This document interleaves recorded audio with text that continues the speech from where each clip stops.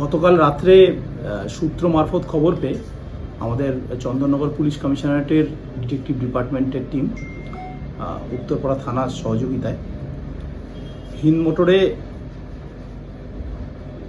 সঞ্জয় মজুমদার, যার ডাকনাম বাপি, ওনার বাড়িতে একটা রেড করে। রেড করার পরে ওখানে দুজন ব্যক্তিকে পাওয়া যায়, বিশাল মজুমদার এবং সুব্রত মজুমদার, যারা ঘটনাচক্রে ওই বাড়ির যিনি মালিক তার ছেলে এবং ভাই হন। তার সাথে প্রায় 12.5 লক্ষ টাকার ক্যাশ, এক কেজি 531 গ্রামের মতো সোনার অলংকার, যার দাম প্রায় 2.5 কোটি টাকা উদ্ধার হয়। তার সাথে ওখানে 60টা বা গ্যাম্বলিংয়ের যে একটা কর্মকাণ্ড চলতো তারও কিছু প্রমাণ পাওয়া যায়। সেই মতো এই দুজন ব্যক্তিকে কালকে অ্যারেস্ট করা হয়। অ্যারেস্ট করে উত্তরপাড়া থানা তাদের বিরুদ্ধে 279/26 এই কেসটি রুজু করে। আমরা এই কেসটি মূলত গ্যাম্বলিং অ্যাক্টের, ওয়েস্ট বেঙ্গল গ্যাম্বলিং অ্যাক্টের 3 ও 4 ধারা এবং তার সাথে 112 BNS অর্থাৎ যেটা পেটি অর্গানাইজ ক্রাইম, সেই ধারা যুক্ত করে এদের বিরুদ্ধে মামলা রুজু করে আজকে এদেরকে কোর্টে ফরওয়ার্ড করছি। তার সাথে এই কেসে আরও যারা যারা যুক্ত বলে আমরা জানতে পেরেছি, মামলায় তাদের নামও যুক্ত করা হয়েছে। সব মিলে প্রায় 18 জনের নামে এই মামলা হচ্ছে। আমরা পরবর্তীকালে আসামিদের আরও জিজ্ঞাসাবাদ করে এবং যে নথি এবং অন্যান্য জিনিস যে বাজেয়াপ্ত হয়েছে সেইগুলিকে আরও ভেরিফাই করে ভবিষ্যতে আমরা চেষ্টা করব এই অর্গানাইজডভাবে যারা এই 60টা বা গ্যাম্বলিং এই ধরনের অনৈতিক কর্মকাণ্ড চালাচ্ছেন তাদেরকে অ্যারেস্ট করা। শুধু কি এই 60টা বা গ্যাম্বলিংয়ের অভিযোগের বিরুদ্ধে রয়েছে নাকি না আরও কোনো অভিযোগ ছিল?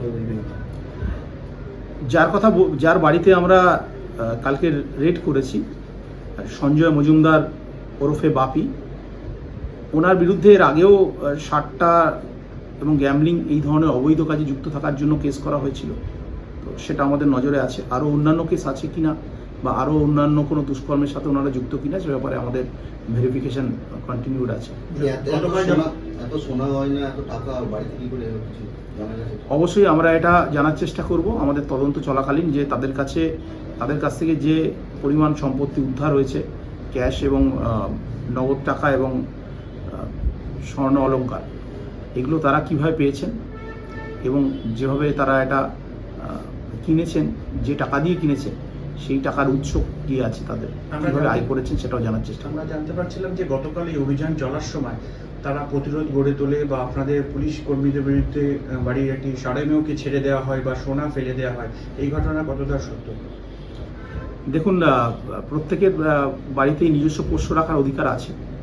তো তাদের পোষ্য ছিল বাড়িতে এবং বাইরে বেশ কিছু মানুষ অপেক্ষা করছিলেন। তারা মূলত জানতে চাইছিলেন যে পুলিশ এখানে কি কারণে রেড করছে বা এখানে কি ঘটনা ঘটেছে। তা আমরা পুরো বিষয়টাই খতিয়ে দেখছি। যারা ওখানে উপস্থিত ছিলেন তাদের মনোভাবের মধ্যে মূলত কৌতূহল ছিল না পুলিশকে বাধা দানের ইচ্ছা ছিল, সেটা আমরা খতিয়ে দেখছি। 18 জন আপনি বললেন, 18 জনের নামে আপাতত আমরা 18 জনের নামে অভিযোগ করেছি। 18 জনের আমরা যাদেরকে অ্যারেস্ট করেছি তাদের জিজ্ঞাসাবাদ করে এবং আমরা যে নথি বাজেয়াপ্ত করেছি এবং অন্যান্যভাবে আমরা সূত্র মারফত যে নামগুলো জানতে পেরেছি তার ভিত্তিতে আমরা এই অভিযোগ দায়ের করেছি। উত্তরপাড়া স্টেশনের পাশে ঘোষপাড়ায় খুলে গেল ব্র্যান্ড মার্ট। এখানে পেয়ে যাবেন ছোট থেকে বড়দের বিভিন্ন ব্র্যান্ডেড নামি দামি পোশাক,